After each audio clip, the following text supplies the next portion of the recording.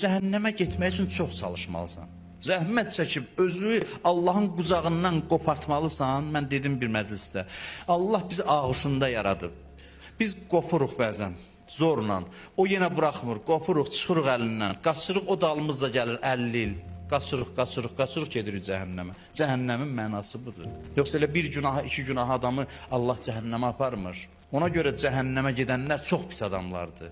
Gör nə qədər pisdir ki, Allah deyəcək, mən sənə hər vasitə ilə səni çağırdım, sən gəlmədin. Ələm əhəd iləykum ya bəni Adəm, əllə tə'buduş şeytan. Ananın fəryadına oxşayır bu söz Quranda.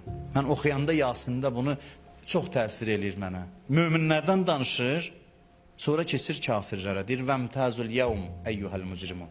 Ay günahkarlar, siz çəkilin bir kənara. Ondan sonra mehriban ana kimi danışır cəhənnəm əhlinə.